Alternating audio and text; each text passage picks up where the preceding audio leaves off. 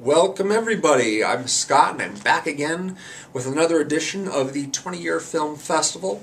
I'm talking about, over the next two videos, I'll talk about 14 movies, one for each night in a two-week period from 2004. Some of the best movies to come out in 2004. Of course, my previous video was about 2003, and I left off with Kill Bill Volume 1, so it's only natural that I start off 2004 with Kill Bill Volume 2. By Mr. Quentin Tarantino. Now, I don't consider this as strong a movie as Kill Bill Volume 1. I think that's maybe a little bit too talky and a little bit too long, but it does have its strong elements, particularly a couple of the fight scenes which are really great. Although I really like Robert Carradine in the first movie because his appearances are so brief, here he wears out his welcome just a little bit. But I wouldn't say that Kill Bill Volume 2 is a bad movie. Just not quite as good as Volume 1. But if you're actually watching every single one of the movies that I'm recommending here, it wouldn't really be fair of me to say watch Volume 1 but ignore Volume 2. Because, I mean, why wouldn't you watch Volume 2 immediately afterwards? Come on. I mean, it only makes sense. Of course, Uma Thurman is the main character, and I think that there's actually this website recently where I read, here's several older actors and actresses who want to get their own action franchise, a la Liam Neeson and Taken, and Uma was one of them. She definitely proved her action hero mettle with these movies.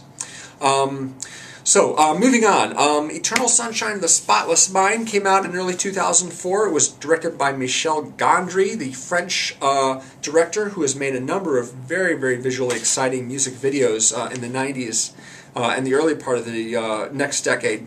It was written by Charlie Kaufman, of course.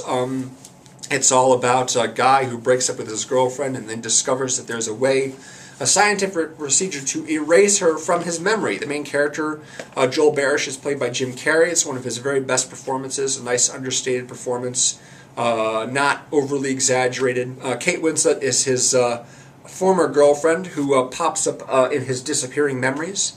Also, you've got Tom Wilkinson as the doctor running the facility where he gets the procedure done. Elijah Wood, Mark Ruffalo, and Kirsten Dunst are also in the movie. David Cross is a little cameo. Really cool movie, very visually inventive, as is the case with most Michel Gondry movies. I would skip The Green Lantern, but if you're interested in seeing some of his best work, you ought to check out a disc which is a compilation of some of his music videos. He's made some really, really striking ones. Another guy who's made some very visually striking movies, including Dark City, which I recommended for my 1998 series, is Alex Proyas. He is the director of I, Robot. I, Robot is kind of an adaptation of short stories written by Isaac Asimov, the legendary sci-fi writer. The main character in I, Robot is a sort of a therapist for robots named Catherine Calvin, I think her name is. I can't remember exactly what her name is, but described in the story as she reminds me a lot of Lily Taylor. You know, sort of a plain face, not especially glamorous person, but in this movie she's played by an actress and former model named Bridget Moynihan. But that's okay, because Bridget Moynihan's a very good actress, and I liked her a lot. In a lot of the stuff that she's done, she's a bit of a stiff in this movie, a bit formal, you know, a bit... she plays the character I think as the character is supposed to be played, but it's not really a loose character. Unlike Will Smith, of course, who's the main character detective who likes to joke around, as Will Smith characters often do. And Alan Tudyk, of course, Alan Tudyk plays Sonny, the robot who Will Smith meets and is accused of killing his creator, played by James Cromwell. Now, this isn't something that robots are supposed to do. They are programmed, basically, with what they call the 3 laws. And the first law is no robot shall harm, a human. And the second rule is no robot shall follow any instruction that involves it harming a human, something like that. A robot shall do anything that a human asks him to do except harm a human, and there's a third rule that is sort of like they all sort of work together to make sure that robots don't harm humans. But when a robot is accused of killing a human, everyone's just like, whoa, how can this be? I'm just like, well, it doesn't seem like that hard to figure out. But it is a good action thriller with lots of really great effects and a really cool climax. And there's this great series of shots during the end where the camera actually will spin all the way around underneath the main characters and above them in one shot during a fight scene, which is really fun. Yeah, not a great movie, but certainly a visually exciting one, and it's got a lot going for it. Another movie that hasn't really gotten a lot of good attention in the years since it came out, which is a real shame because it's a good solid drama called A Love Song for Bobby Long. It's directed by Shani Gable. This was one of my picks for my favorite 20 movies directed by women. This is basically a drama set in New Orleans. A woman who owns a house that's being occupied by John Travolta, and one of his former writing students dies, and her 19-year-old daughter, played by Scarlett Johansson, is informed of this, and she's told that she can come back and live there if she wants to. So she does. She ends up living with these other two guys and sort of learning about her mother through them, and kind of getting a face full of truth, and also manipulated truth from each of these guys who have a personal interest in her not taking up residence permanently in this house they've lived in for a while. Good drama, really good drama, and a strong, one of the stronger Scarlett Johansson movies from her earlier career. She's sort of a little bit bland as far as acting goes in some of the movies that she's been in, but this is one of the good ones. And these days she's consistently strong in pretty much everything she's in. Next movie I'd like to talk about is a Michael Moore documentary called Fahrenheit 9/11. You may recall Bowling for Columbine winning Best Documentary a couple years earlier. And I can't say I really recommend that one simply because some of Moore's targets seem like completely ridiculous. For example, there's a woman working for a company owned by Dick Clark who has a lot of problems, and Michael Moore ends up blaming Dick Clark directly, even though he didn't seem like he had a lot to do with the woman's own particular troubles. Anyway, when he accepted the Oscar, he was, took the opportunity to decry George Bush starting, Operation Iraqi Freedom and what have you, and he got booed, and so he ended up making this movie, I think, as kind of a response. Demonstrating exactly where everything went wrong with that whole situation. It's kind of an eye-opener. There are a lot of good documentaries about the attack on New York and other parts of the country on September 11, 2001. This is one of the good ones.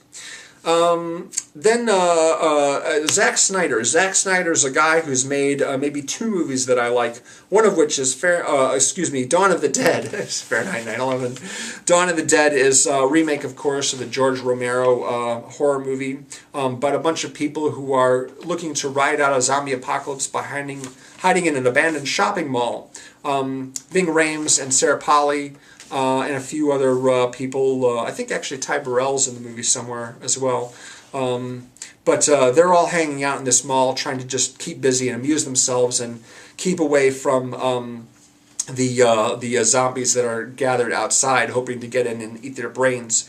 Some of the best scenes in the movie involve them communicating via large handwritten signs with a guy who is in another building across the way from the mall. I think it's a sporting goods store that the guy's occupied. He has a lot of rifles and ammunition, and so they amuse themselves by taking sniper shots at some of the zombies down below. They'll communicate by looking at binoculars through each other's handwritten signs. It's kind of a cool idea, and I think a really solid movie. Good solid movie. And definitely a high point for me as far as Zack Snyder's career goes. Finally, in this video, I'd like to separate the halves here by talking about Peter Berg's very best film as a director, Friday Night Lights, which of course was adapted into a very well-regarded TV show. Bill Bob Thornton, an actor I really like, plays the newly hired coach at a high school, Texas high school football team, and he is under a lot of pressure to deliver a championship season because the town's basically the whole town revolves around how well their local high school does at football. It's very, very important to them. I can't remember who the actress is who plays his wife, but she doesn't have nearly as prominent a part in the film as Connie Britton, who played the same character in the television show. I really have to watch that show at some point. When it first came on, I was sort of a little angry at the fact that the camera work was so sloppy. They tried to do the faux documentary handheld thing, and they end up basically missing the target a lot of the time. But from what I've read, it's actually a really good drama. series, so I'll have to look at it someday. But the movie in and of itself is really great. Nice and suspenseful. And it's apparently based on a true story as well, an actual season. I think the movie itself, the script was adapted from a magazine article rather than a book or anything like that. But yeah, good movie. So there's 7 films, a week's worth of movies from 2004. And my next video will be on another good 7 movies from 2004, and then we'll move on from there. Thank you very much for watching. If you're not already aware, in the description below you'll find a link to the playlist with all the videos I've done in this series so far. And of course a link to my Facebook page, and of course I appreciate any kind of comments and feedback you want to give. But hopefully these are a few movies, some of which you haven't seen, and you might like to check out at some point in the future. Thank you very much for watching. I'll see you again real soon. Bye.